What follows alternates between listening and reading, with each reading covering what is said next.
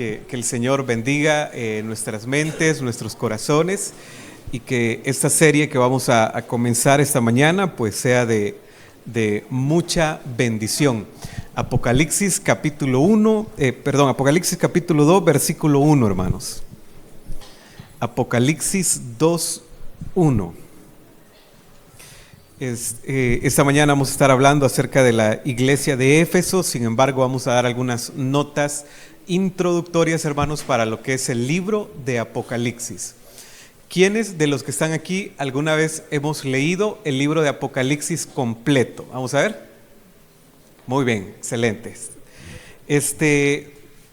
Apocalipsis, hermanos, se llama así por una frase clave que hay en el capítulo 1, versículo 1. Mire la frase que está en el capítulo 1, versículo 1, la revelación de Jesucristo. Entonces, el término Apocalipsis, hermanos, significa revelación o desvelar. Esa es la idea, desvelación de algo, revelar algo. O correr un velo, es la idea, correr un velo, quitar algo. Ahora, y de aquí, hermanos, podemos ver la importancia del libro de Apocalipsis, porque imagínense si la Biblia hubiera terminado en Judas, que es el libro o la carta antes de Apocalipsis. De alguna manera nosotros supiéramos el comienzo de la historia por Génesis, pero no supiéramos cómo va a terminar la historia. Entonces estaríamos, hermanos, como en el aire y estuviéramos diciendo, ¿y qué va a pasar? ¿Y cómo va a ser esto? Entonces el libro de Apocalipsis, hermanos, es un libro muy importante, porque así como el Génesis nos habla del inicio, Apocalipsis nos habla acerca del final de la historia. Entonces es una revelación acerca del fin de la historia, hermanos. Esa es la idea del término Apocalipsis. Ahora mire, hay una bienaventuranza para el que lee Apocalipsis. Capítulo 1, versículo 3. Mire lo que dice. Una bienaventuranza para el que lee Apocalipsis.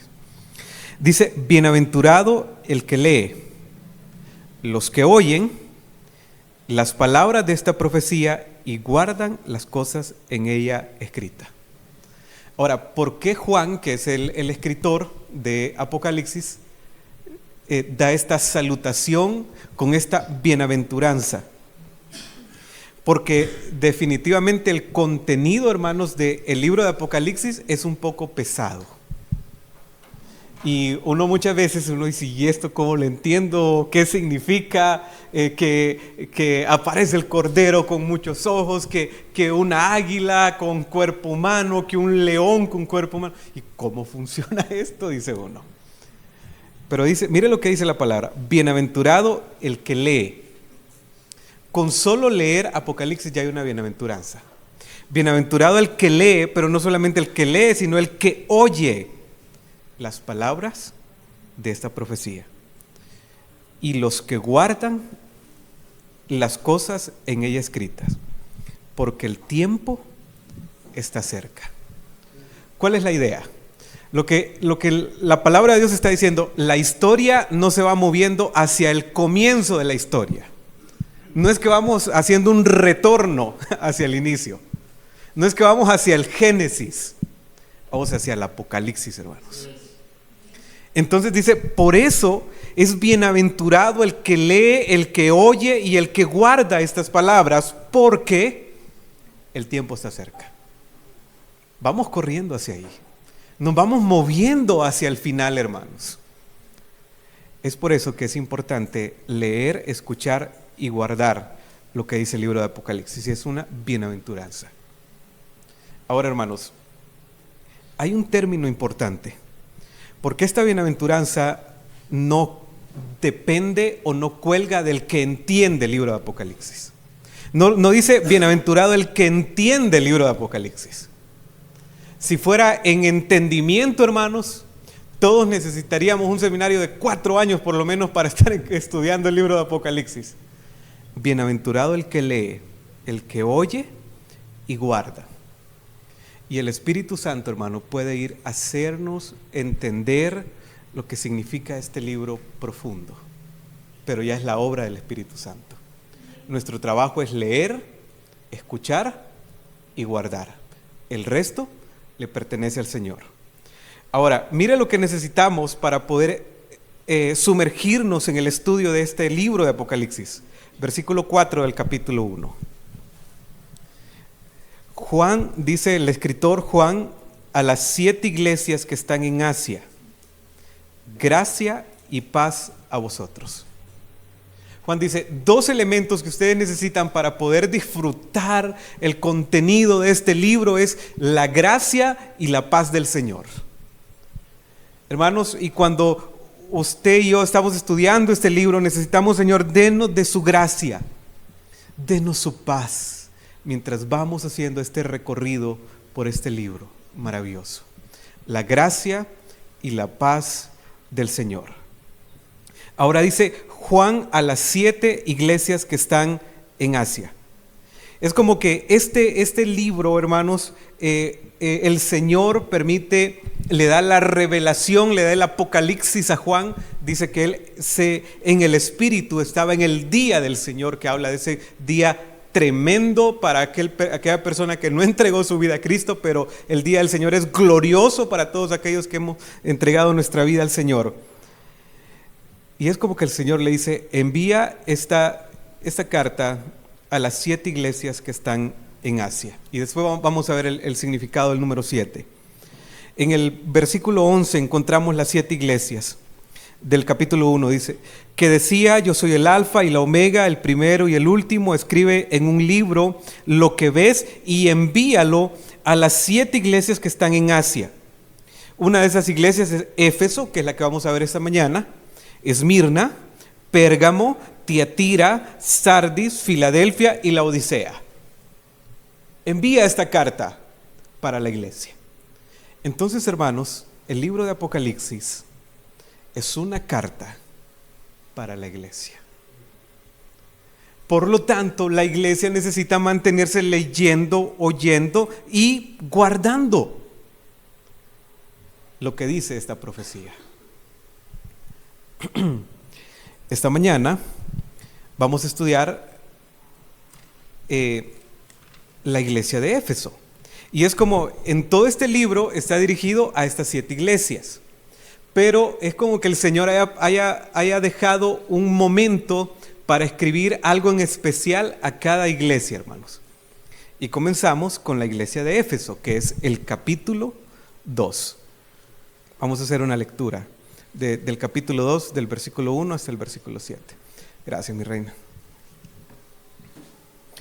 Dice, escribe al ángel de la iglesia en Éfeso. Esto dice el que tiene las 7 estrellas en su mano derecha y se pasea en medio de los 7 candelabros de oro. Conozco tus obras, tu duro trabajo y tu perseverancia. Sé que no puedes soportar a los malvados y que has puesto a prueba a los que dicen ser apóstoles, pero no lo son. Has descubierto que son falsos, has perseverado y has sufrido por mi nombre sin desanimarte. Sin embargo, tengo en tu contra que has abandonado tu primer amor. Recuerda de dónde has caído, arrepiéntete y vuelve a practicar las obras que hacías al principio. Si no te arrepientes, iré y quitaré de su lugar tu candelabro. Pero tienes a tu favor que aborreces las prácticas de los nicolaitas, las cuales yo también aborrezco.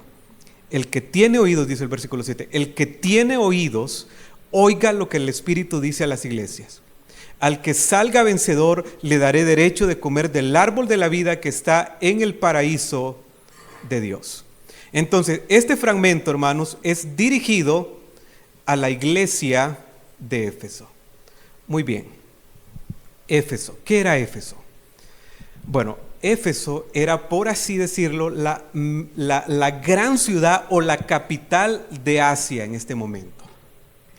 Y en Éfeso era una ciudad muy grande, pero al mismo tiempo muy corrompida.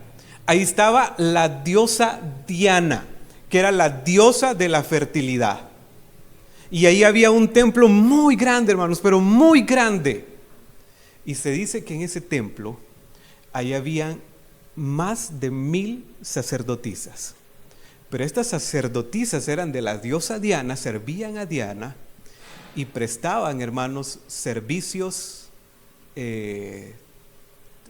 hermanos, de sus cuerpos ahí. Entonces en Éfeso era una ciudad muy contaminada, hermanos, se prestaba al pecado. Correcto. Pero ahí nace una iglesia. Y el apóstol Pablo funda la iglesia de Éfeso. Hermanos, y ahí estaba la iglesia. Y de alguna manera, la iglesia de Éfeso era como la iglesia madre de las otras iglesias. Por eso es la primera iglesia que se le escribe aquí un fragmento. Porque después está la iglesia de Esmirna, está la iglesia de Pérgamo, está la iglesia de Tiatira. Pero la iglesia madre era la iglesia de Éfeso. Era una iglesia muy grande, hermanos, que el apóstol Pablo plantó. Y vamos a ver el bosquejo que vamos a estar viendo acerca de la iglesia de Éfeso. Este es el bosquejo. Vamos a ver la introducción. En esta porción hay una introducción del Señor hacia la iglesia de Éfeso. Hay un diagnóstico. Es como que el Señor hace un examen, un ultrasonido a la iglesia de Éfeso, y de alguna manera, hermanos, todos nosotros necesitamos estarnos haciendo un ultrasonido espiritual para ver cómo estamos. Pero también esta iglesia se encontró enferma y el Señor hace provisión de una medicina para ella. Y después de ver la medicina que el Señor ofrece, hay una advertencia. Y después de mostrar una advertencia, y le dice el Señor: si ustedes no hacen eso, van a haber consecuencias. Pero también el Señor termina mostrándoles una promesa. Entonces ese es el bosquejo, hermanos, que vamos a encontrar en esta frase. Primeramente vamos a la introducción, entonces, hermanos, el versículo 1 del capítulo 2. Miren lo que dice este versículo: escribe al ángel de la iglesia en Éfeso. Esto dice el que tiene las 7 estrellas en su mano derecha y se pasea en medio de los 7 candelabros o candeleros, dice la Reina Valera, de oro. Ay, hermanos, qué introducción esta, ¿verdad? Esto dice: escribe al ángel de la iglesia en Éfeso. Bueno, para entender, hermanos, el versículo 1 del capítulo 2, gracias a Dios, hermanos, que el Señor dio la interpretación de los 7 estrellas, 7 candeleros y del ángel. Mire el versículo 20 del capítulo 1, ahí encontramos la interpretación, hermanos, porque si no se nos hiciera un poco difícil poder interpretar el versículo 1. Dice el versículo 20, oiga bien: el misterio de las 7 estrellas que has visto en mi diestra y de los 7 candeleros de oro. Las 7 estrellas son los ángeles de las 7 iglesias. Ahora, ¿quiénes son los ángeles? Los ángeles, hermanos, la mayoría de comentaristas y de eruditos, y yo apoyo esta postura, son cada anciano por iglesia. Cada líder, cada persona que el Señor tenía ahí como ministro de Él en la iglesia. Entonces dice el versículo 20, las 7 estrellas son los ángeles de las 7 iglesias, y los 7 candeleros que has visto son las 7 iglesias. Entonces, escribe al ángel de la iglesia en Éfeso, o sea, escribe al anciano de la iglesia en Éfeso. Dice: esto dice el que tiene las 7 estrellas en su mano. Ahora, ¿qué son las 7 estrellas? Según el versículo 20 del capítulo 1. Estas 7 estrellas son los 7 ángeles de las 7 iglesias. Ahora dice el versículo 1 del capítulo 2, y se pasea en medio de los 7 candelabros. Ahora, ¿qué son los candeleros o candelabros? Versículo 20 del capítulo 1. Y los 7 candelabros que has visto son las 7 iglesias. Gloria a Dios, hermano, que existe el versículo 20. Si no, hermanos, estuviéramos aquí en algo difícil. Entonces, 7 estrellas, 7 ángeles, son los 7 ancianos en las iglesias. Los 7 candeleros, las 7 iglesias de Asia. Ahora, ¿por qué 7 estrellas, 7 iglesias, 7 ángeles? Hermanos, el número 7, aquí en el libro de Apocalipsis, es un número simbólico. La idea, hermanos, es que el número 7 muestra una totalidad y una universalidad. Entonces, al decir 7 iglesias, está mostrando la universalidad de la iglesia o la totalidad de la iglesia, pero también el número 7 involucra, hermanos, perfección. Habían más iglesias, hermanos, sin embargo, el Señor escribió a estas 7 iglesias para poder mostrar para poder en que estas 7 iglesias encajaran en la iglesia universal de Él. Ahora, acerca del número 7, déjenme tomar agua, hermanos. Número 7. ¿Qué significa el número 7? Por ejemplo, ya lo dije, ¿verdad? Es el número de perfección. Hay 7 bienaventuranzas en el libro de Apocalipsis, hermanos. En el versículo 3 del capítulo 1, capítulo 14, versículo 13, capítulo 16, versículo 15, capítulo 19, versículo 9. Y capítulo 20, capítulo 22. Hay 7 bienaventuranzas. Hay 7 mensajes, hay 7 iglesias, el capítulo 14 tiene 7 partes, hay 7 seres en ese mismo capítulo, hay 7 espíritus delante del trono, hay 7 estrellas a la diestra de Cristo. Entonces el número 7 se menciona por todo el libro, mostrando, hermanos, perfección. Entonces cuando encontramos aquí 7 estrellas, 7 ángeles, 7 candeleros, estamos mostrando, hermanos, la perfección del Señor. El número 7 se dice es el número de Dios, así como el número 6 es el número de la bestia, el número 7 es el número de Dios. Ahora, después de decir, hermanos, toda esta introducción, usted dice, pero ¿cómo va a funcionar esto para mí o cuál es la idea? Bueno, hay algunas cosas, hermanos. Esta introducción comunica verdades muy importantes. Cuando dice, esto dice el que tiene las 7 estrellas en su mano derecha y se pasea en medio de los 7 candeleros de oro. Número 1, aunque la iglesia del Señor somos todos nosotros, Dios se dirige de una manera singular. Hay 7 iglesias, pero el Señor se dirige a la iglesia de Éfeso.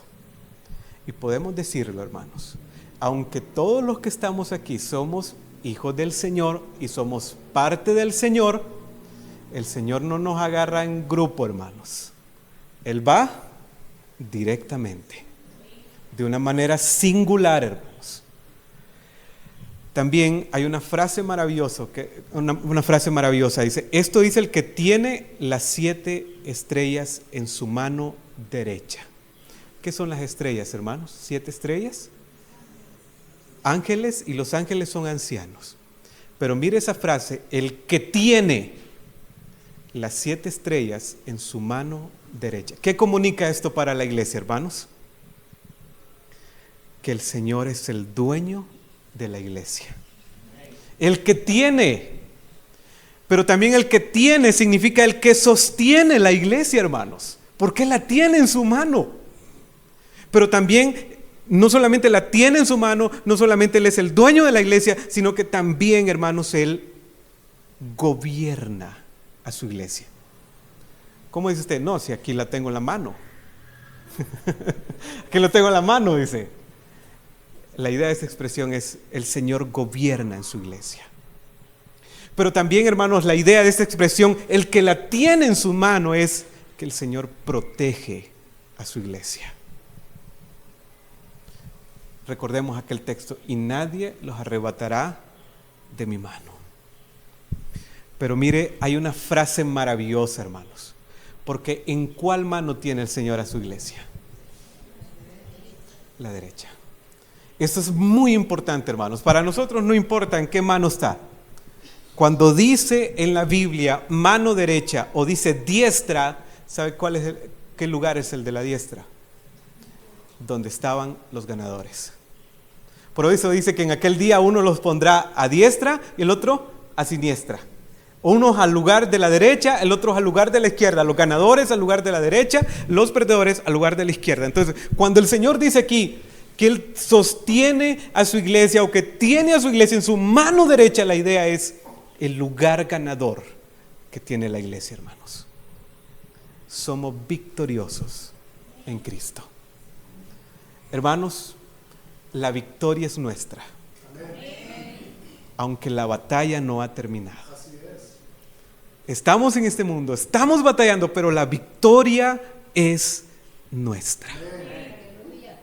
Así que tenemos algunas frases ya que hemos podido aplicar en base a la introducción. El Señor es el dueño de la iglesia. El Señor sostiene a la iglesia. Pero también hay otra frase que podemos sacar una aplicación para nuestra vida. Dice, esto dice el que tiene las 7 estrellas en su mano derecha y se pasea en medio de los 7 candeleros de oro. Mire esa frase. Se pasea en medio de los 7 candeleros de oro. Y usted dice, ¿dónde está el Señor? ¿Dónde está el Señor cuando pasan tantas cosas, cuando sucede tantas cosas? Él está en su iglesia, Él está con su iglesia y se pasea en medio de su iglesia, hermanos. El que se pasea en medio de los 7 candeleros. Ahí está el Señor, hermanos.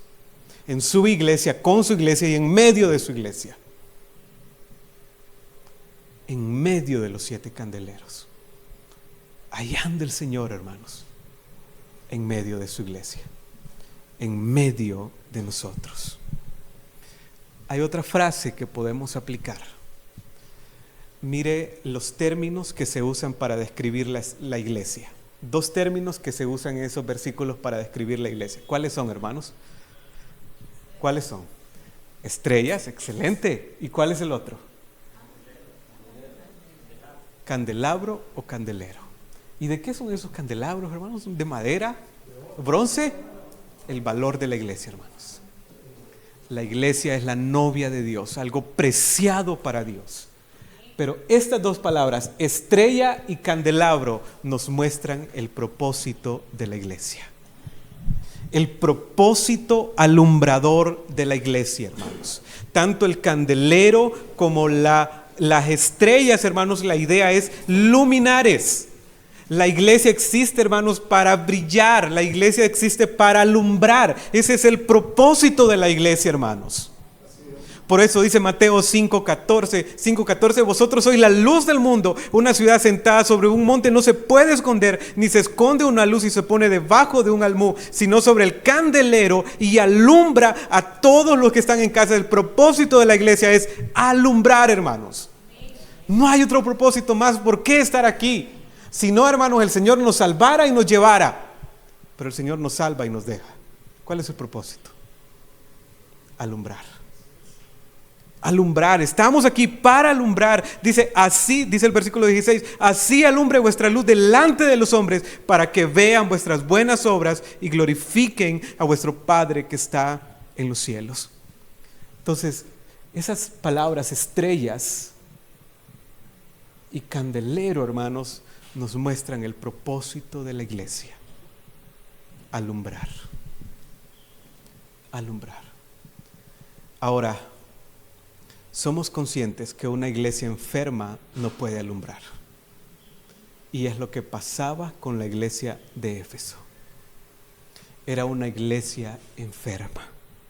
Y el Señor dedica estos 7 versículos para poderse dirigir de una manera singular y decirles, ustedes no están cumpliendo con el papel, con el propósito aquí en la tierra, porque están enfermos. Cuando un cristiano, hermanos, está enfermo espiritualmente, no puede alumbrar. No puede cumplir su propósito. No puede, hermanos, cumplir su función de por qué el Señor lo tiene aquí en la tierra. Entonces, el propósito de la iglesia es un propósito iluminador en el mundo. Estamos acá para iluminar, para alumbrar. Y si no estamos alumbrando, eso significa que somos parte de la iglesia de Éfeso. Estamos enfermos espiritualmente. Muy buena introducción, hermanos. El Señor exalta a la iglesia. El Señor eleva a su iglesia. El Señor muestra la pertenencia de su iglesia, pero también muestra el propósito de la iglesia para decirles: ustedes están aquí para alumbrar. Por eso necesito hacerles un diagnóstico. Y yo quiero preguntarles, hermanos, ¿está alumbrando usted? Usted es la iglesia, ¿está alumbrando usted? Pero si usted cree que no está alumbrando o que su luz es un poco baja, por eso el Señor hace un diagnóstico. Y todos esta mañana, hermanos, sometámonos a este diagnóstico. Dejemos que el Señor haga un examen en nuestra vida. Dejemos que el Señor, hermanos, haga un ultrasonido en nuestras vidas para ver si estamos saludables o estamos enfermos. Muchas veces, hermanos, uno ¿por qué no quiere ir donde el médico? Porque dice uno, no, cáncer van a decir que tengo. O uno se imagina lo peor, hermanos, lo peor. No quiere un diagnóstico. Y espiritualmente así nos pasa, hermanos. Sabemos que algo está mal en nuestras vidas, pero por nada queremos someternos a un examen espiritual, a un diagnóstico divino. Hermanos, cambiemos esa perspectiva y sometámonos. Sometámonos. El diagnóstico, capítulo 2. El diagnóstico ayuda a revelar la enfermedad o ayuda a revelar de que estamos saludables. Después de este diagnóstico, que podamos discernir, concluir si estamos saludables o si estamos enfermos. Dice el diagnóstico, versículo 2: yo conozco tus obras. Mire cómo comienza el diagnóstico. Yo conozco. Jesús no dice que simplemente dice que Él sabe acerca de las obras. Yo conozco. Afirma que tiene un conocimiento minucioso de todo lo que ellos hacen, porque nada se escapa de la atención de Dios. Hermanos, nada se escapa de la atención de Dios. Es una bendición saber de que Dios conoce nuestras obras. Es una bendición, hermanos. Dios conoce sus obras. Y usted dice, pucha, el pastor nunca se fija en lo que yo hago. Dios conoce sus obras, hermana. A mí nadie me felicita por todo lo que yo hago. Dios conoce sus obras, hermanos. Dios conoce sus obras. Es una bendición, pero también es una responsabilidad. Nada de lo que usted hace está oculto delante de Dios. Nada, hermanos. Cuando está en lo más íntimo allá de su hogar, Dios está viendo lo que usted hace. Cuando usted está viajando, dice, que no importa, puedo hacer lo que quiera, Dios lo está viendo. Hay responsabilidad, hermanos. Usted se puede esconder de todos los que estamos acá, menos de Dios. Es una bendición saber de que Dios conoce minuciosamente nuestras obras, pero también es una responsabilidad saber de que continuamente estamos delante del Señor.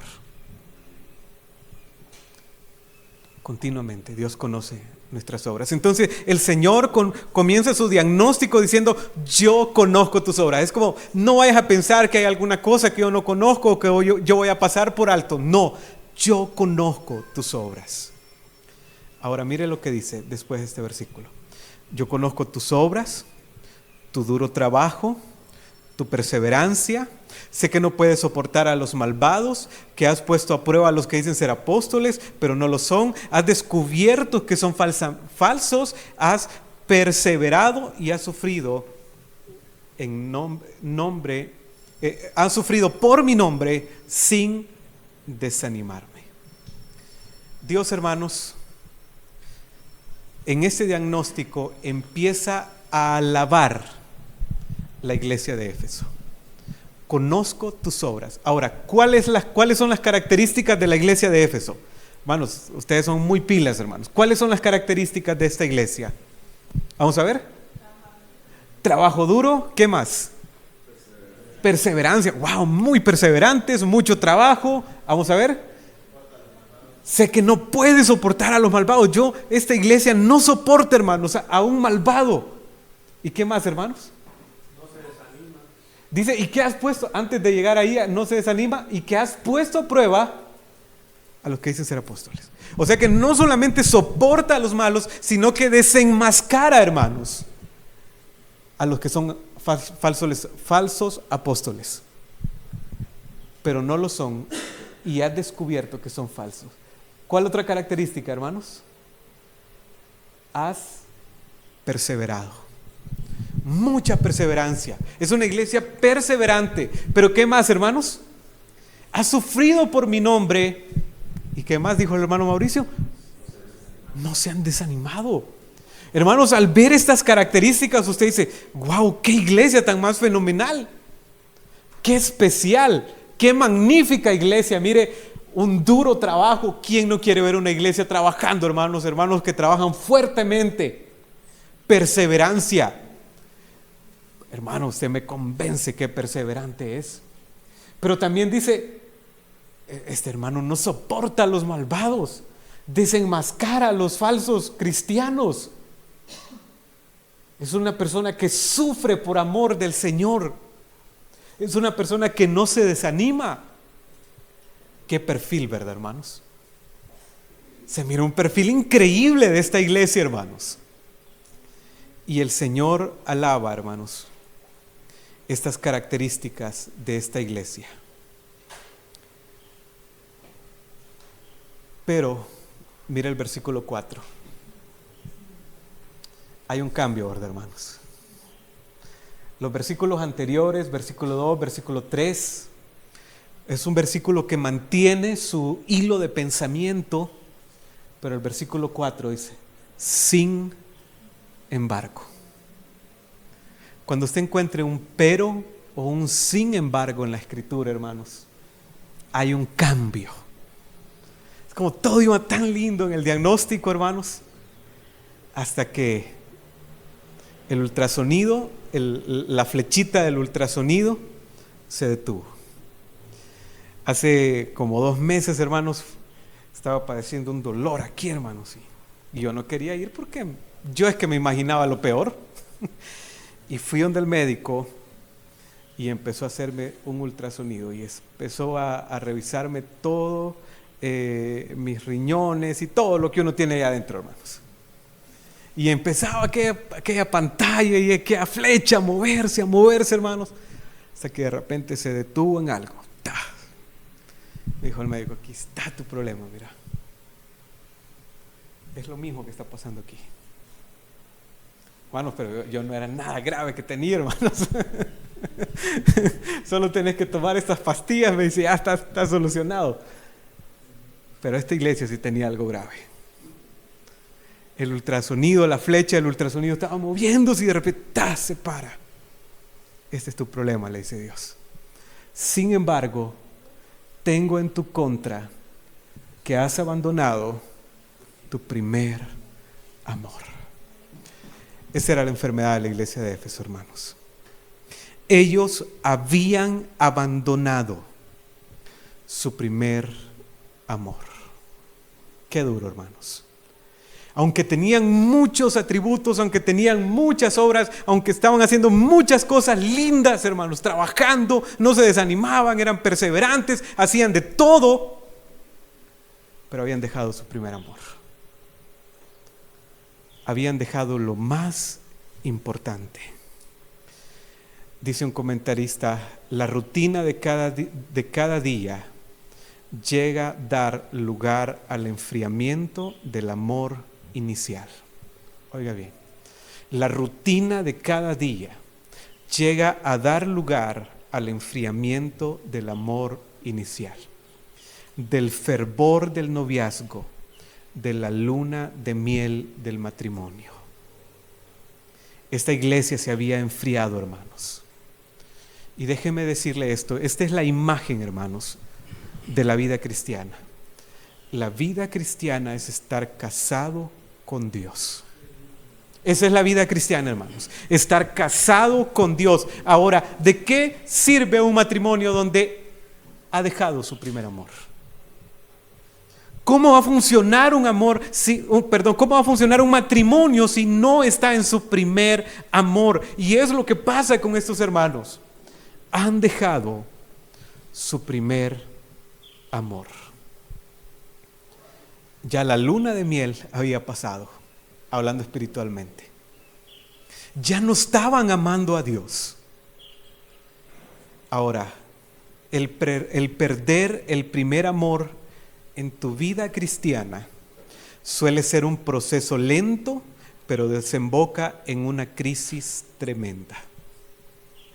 El perder el primer amor no es que una noche usted se acuesta amando al Señor y al siguiente día ya no lo ama. No, es un proceso lento, pero desemboca en una crisis tremenda, en un enfriamiento, hermanos, increíble, que ni para atrás ni para adelante. Ahora, un hermano que por favor me busque Efesios 1:15. Efesios 1:15. Mire cómo fue la iglesia de Éfeso cuando comenzó. Mire el inicio de la iglesia de Éfeso. El inicio de la iglesia de Éfeso. ¿Alguien lo tiene, hermanos? Efesios 1:15. Desde que me enteré de su profunda fe en el Señor Jesús y del amor que tiene por el pueblo de Dios en todas partes. Y del amor que tienen por el pueblo de Dios. O sea que esta fue una iglesia, hermanos, que en sus inicios fue una iglesia muy próspera en amor. La característica principal de la iglesia de Éfeso era el amor. Pero después de 30 años que se escribe el libro de Apocalipsis, es una iglesia que no tiene una gota de amor. Tiene de todo menos amor por el Señor. Qué tremendo, hermanos. Olvidaron lo principal, olvidaron lo esencial en su vida cristiana. Jesús lo dijo en Mateo 22:37 y le dijo: amarás al Señor tu Dios con todo tu corazón, con toda tu alma y con toda tu mente. Este es el primer y grande mandamiento. Lo principal en la vida cristiana, hermanos, es amar a Dios. Y esta iglesia ya no tenía amor por Dios. Ahora, hermanos, ¿qué tal este diagnóstico en su vida? ¿Será que usted ha dejado su primer amor? ¿Será que este será su problema? ¿Será que usted tiene mucha actividad, tiene de todo, tiene perseverancia, arduo trabajo, no se desanima? Sin embargo, no tiene el primer amor en su vida. Mire lo que dice este otro comentarista. Supongamos que una mujer le dice a su marido, oiga bien, supongamos que una mujer le dice a tu marido: tú sabes que por ley estoy atada a ti. Oiga bien, tú sabes que por ley estoy atada a ti y que por eso debo estar contigo. Por lo tanto, yo estaré cumpliendo todo en cuanto me incumbe. Yo te prepararé la comida, lavaré la ropa, mantendré limpia tu casa, pero te advierto que mi corazón no está contigo. Yo amo a otro. ¿Estarías tú contento con semejante mujer así? O démosle vuelta a la tortilla. Esposas, ¿estarían ustedes contentas con un esposo así? Ahora traemos esta imagen a la vida cristiana, hermanos. Es muchas veces lo que nosotros hacemos con el Señor. Nosotros decimos, no, yo estoy aquí, voy a congregarme, voy a cumplir con mis responsabilidades, voy a orar, voy a hacer todo lo que me pidan, pero mi corazón no te pertenece. Qué fuerte, hermanos. No funciona. Hermanos, ¿cómo está usted en el primer amor? Hermanos, en mi caso, hermanos, imagínese estar casado y que mi esposa me diga esto. ¿Qué sentido va a tener el matrimonio, hermanos? Pero muchas veces nosotros continuamente le estamos diciendo al Señor, mi corazón le pertenece a otra persona, que no eres tú. Y no se lo decimos verbalmente, pero se lo estamos diciendo con nuestras acciones. No, hermanos, no se puede. Este es el problema de la iglesia de Éfeso. Y muchas veces es el problema nuestro. Cumplimos con nuestro rol de esposa del Señor, pero porque estamos atados a Él, sin amor. Oiga lo que dice, ¿cómo llegó a suceder esto? ¿Cómo fue que esta iglesia, después de ser una iglesia icónica en amor, ahora ya no tiene amor por Dios? ¿Cómo sucedió esto? Cuando la obra de Dios cobra más importancia que el Dios de la obra. Oiga bien, ¿cómo fue que esta iglesia de Éfeso llegó a esto? Cuando la obra de Dios tomó más importancia que el Dios de la obra. Cuando la iglesia de Cristo es más importante que el Cristo de la iglesia. Cuando el corazón se empieza a enfriar. El verdadero cristianismo no consiste en recordar el amor pasado, sino en mantener el mismo amor ardiente por Cristo. Lo voy a volver a repetir. El verdadero cristianismo no consiste en recordar el amor pasado, sino en mantener el mismo amor ardiente por Cristo.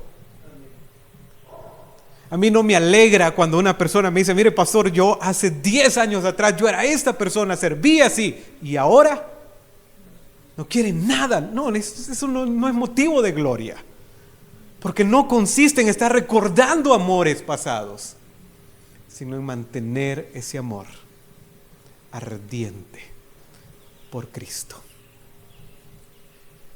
En eso consiste la vida cristiana. Eso es la vida cristiana. Un amor ardiente por Cristo.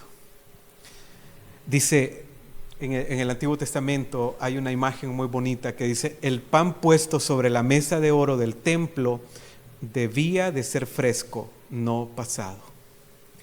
En la mesa de oro del templo, cada día se ponía pan fresco, no pan ya pasado o pan antiguo.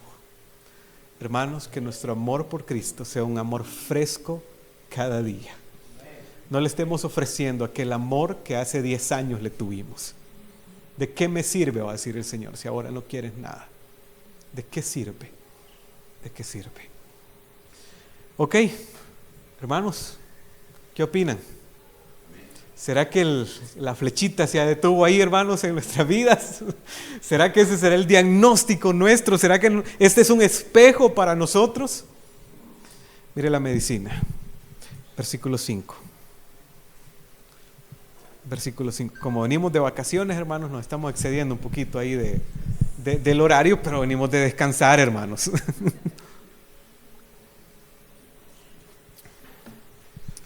Versículo 5. Recuerda de dónde has caído, arrepiéntete y vuelve a practicar las obras que hacías al principio. Aquí está la medicina, hermanos. Recuerda de dónde has caído. Hay tres áreas de esta medicina. Número 1, recordar. Número 2, arrepentirte. Y número 3, vuelve a practicar las obras que hacías al principio. Primero, recordar. Hermano, recuerda, hermanos. Recuerde cómo era su vida antes. Recuerde. ¿Cómo fue su vida hace 3 años atrás?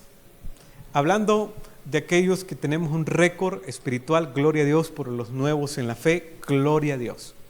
Para aquellos que tenemos 10 años, vaya, por ejemplo. ¿Cómo fue su vida hace 10 años?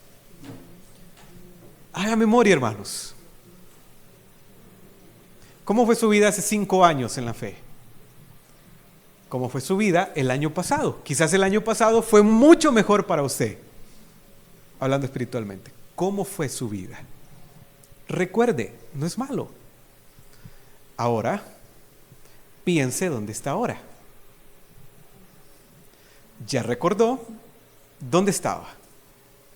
Ahora piense dónde está ahora. Ahora piense en qué punto comenzó el deterioro espiritual en usted. Pregúntese, ¿cuándo comenzó el deterioro espiritual en mi vida? ¿Cuándo empecé a actuar así? ¿Cuándo empecé a comportarme así?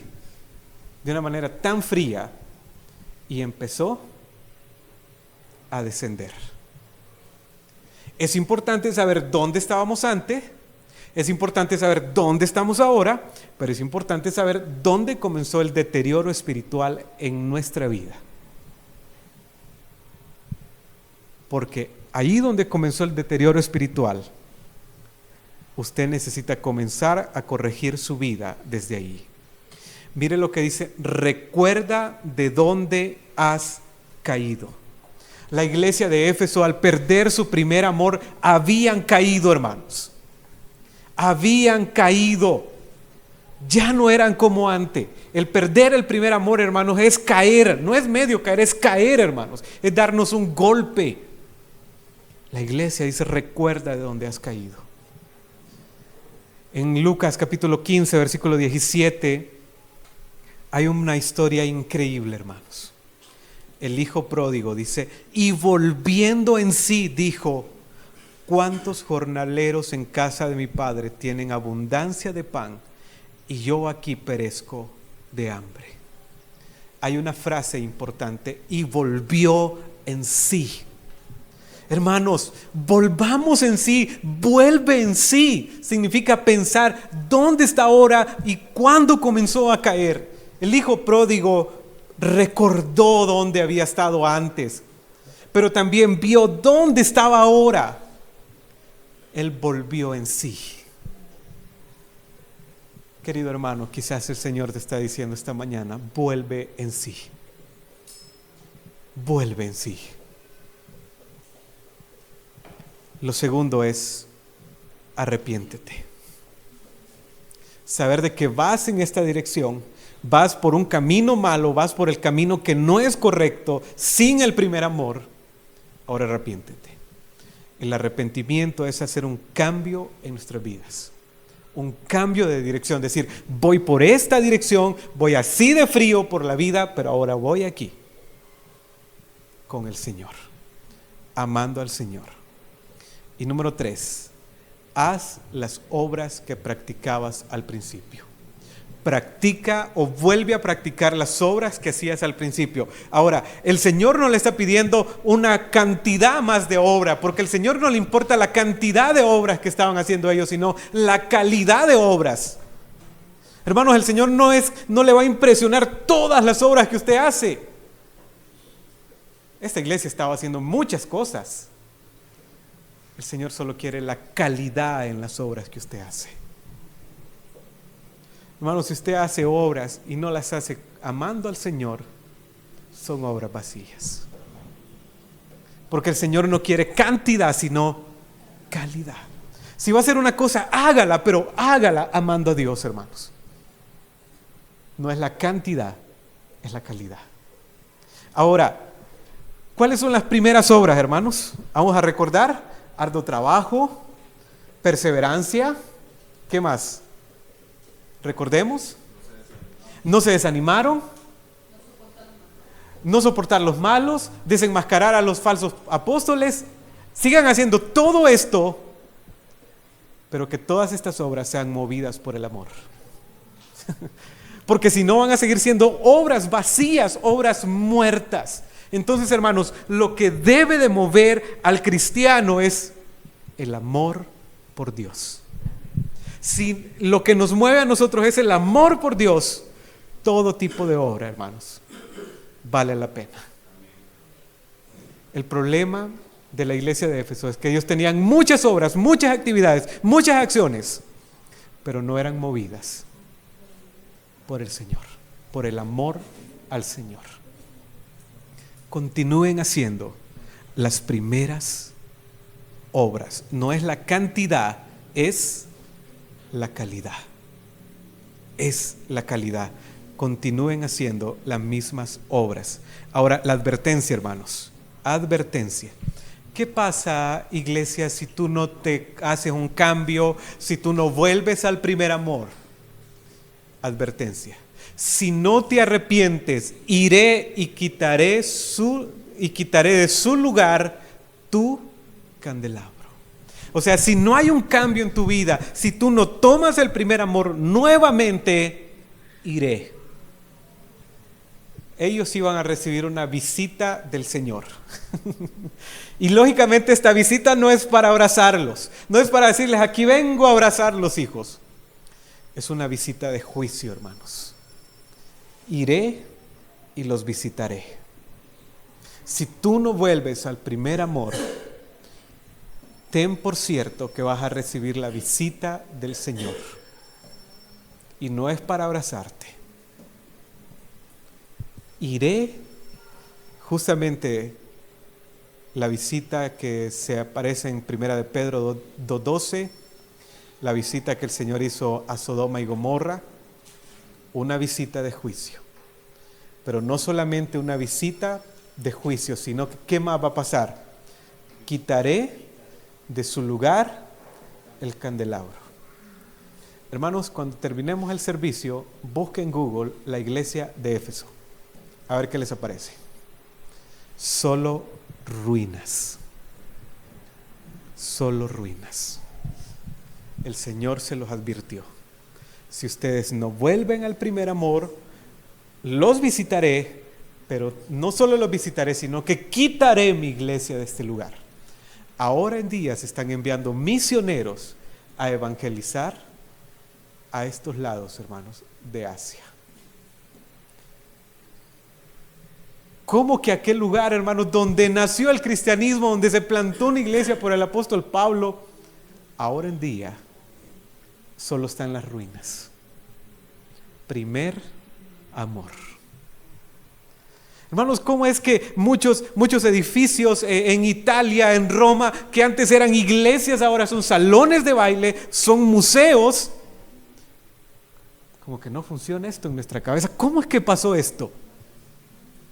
Dios quitó su iglesia de ese lugar.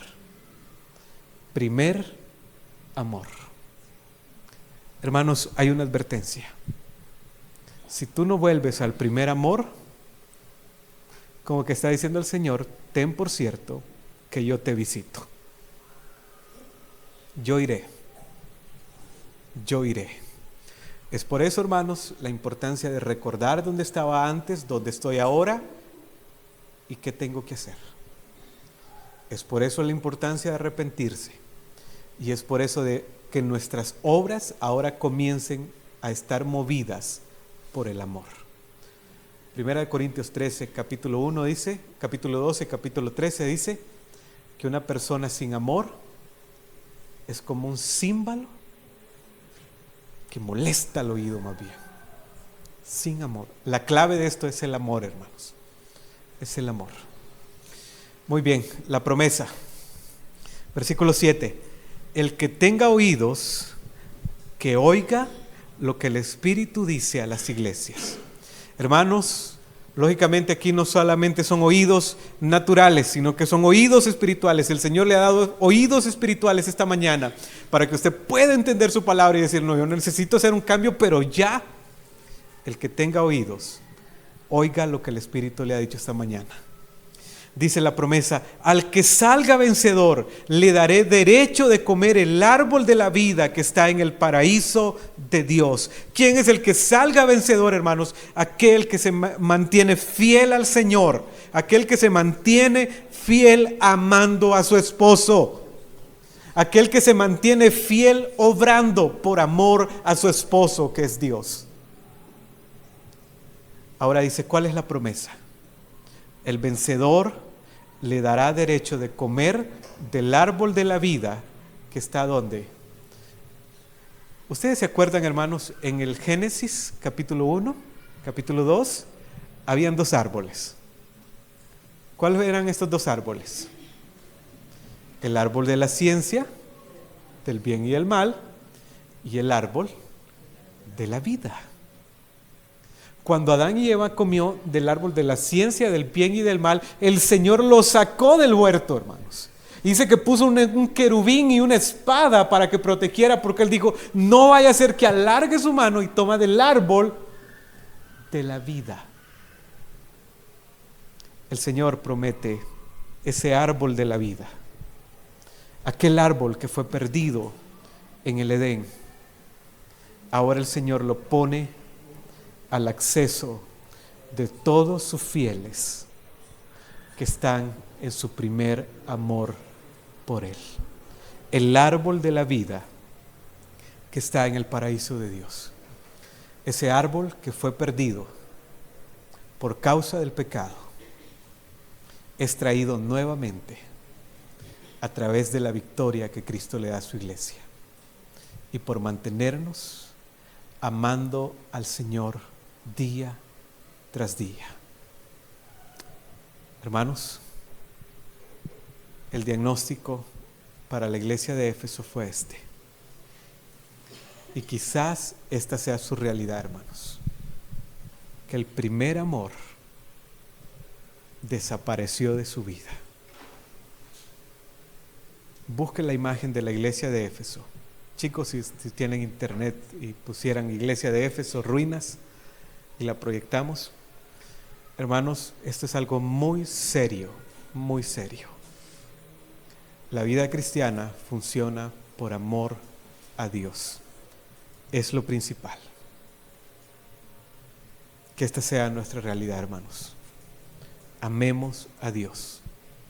Trabajemos por el Señor, amándole a Él.